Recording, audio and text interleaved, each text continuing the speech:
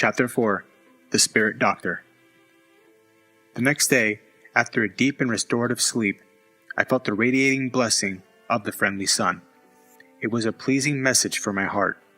It poured in through the wide window, bathing the room with caressing, comforting light. I felt like a different man. New energies touched my inner being.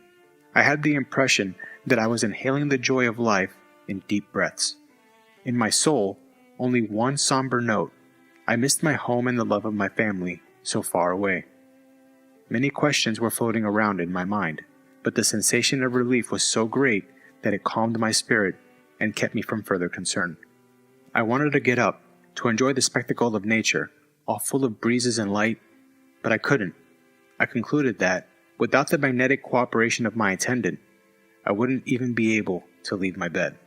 I had scarcely gotten over this string of surprises when the door opened and Clarencio entered, accompanied by a friendly stranger. They greeted me attentively and wished me peace. My benefactor of the previous day asked about my general health, while my attendant assisted in providing information. My old friend smiled as he introduced his companion, Brother Enrique de Luna from the Medical Assistance Service of the Spirit Colony. He was dressed in white, and his face radiated friendliness. Enrique examined me at length, smiled, and spoke.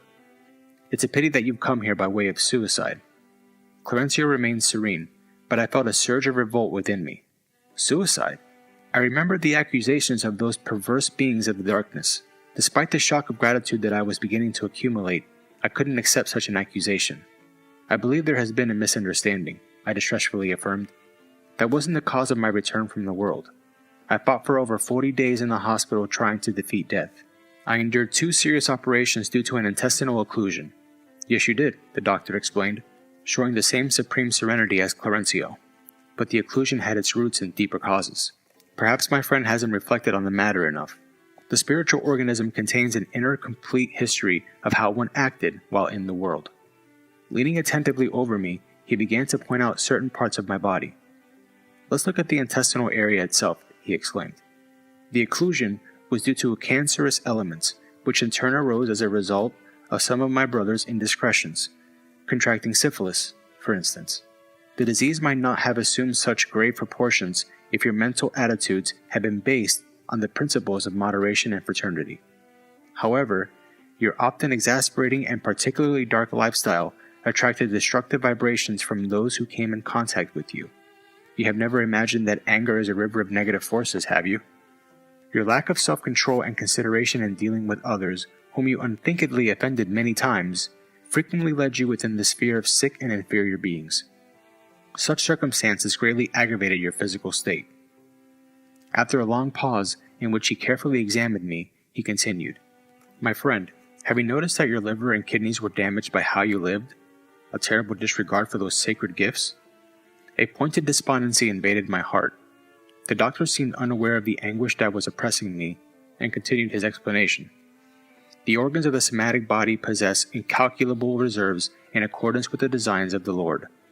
My friend, however, evaded many excellent opportunities and wasted the precious treasures of the physical experience. The long task that had been entrusted to you by the great ones of higher spirituality was reduced to mere attempts at work that you never completed.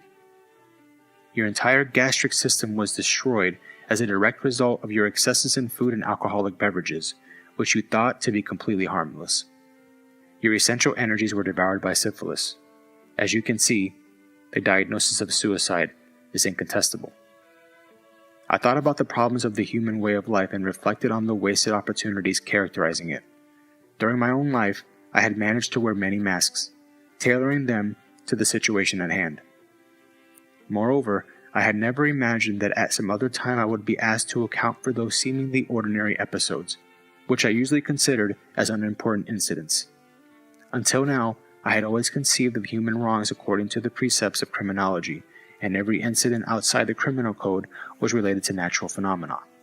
Now, however, I was facing another system of judging such wrongs.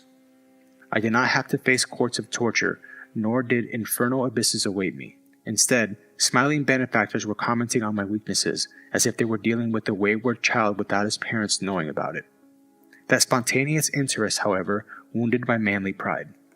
Perhaps, If I had been visited by diabolic beings who tortured me with trident in hand, my failure would have been less bitter to bear.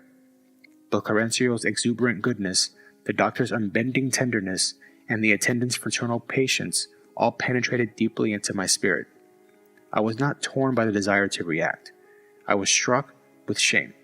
I wept. I covered my face with my hands like a repentant and unhappy boy, and I began to sob with what seemed like irremediable grief. I couldn't disagree with Enrique de Luna. He had spoken an enormous truth. Finally, suppressing the impulses of my pride, I realized the full extent of my frivolities of another time. The false notion of personal dignity gave way to justice. Before my spiritual sight, only one torturing reality now remained. I really was a suicide. I had wasted the precious opportunity of the human experience and was nothing more than a castaway rescued by charity. The kind Clarencio paternally stroked my hair while sitting by my bed and said, "Stop lamenting so, my son. I went looking for you in the answer to the intercessions of those who love you on the higher planes. Your tears grieve their hearts. Wouldn't you rather show your gratitude by remaining calm during the examination of your wrongs? Indeed, your situation is that of a suicide who didn't realize what he was doing, but there are hundreds of other souls who leave the earth daily in exactly the same condition. So settle down. Enjoy the treasures of repentance. Remorse is a blessing no matter how late it arrives. And don't forget that affliction doesn't solve anything. Trust in the Lord and in our fraternal devotion. Rest your troubled soul, for many of us have already walked the same path as you." Touched by the generosity conveyed by those words, I rested my head on his fatherly shoulder and wept for a long time.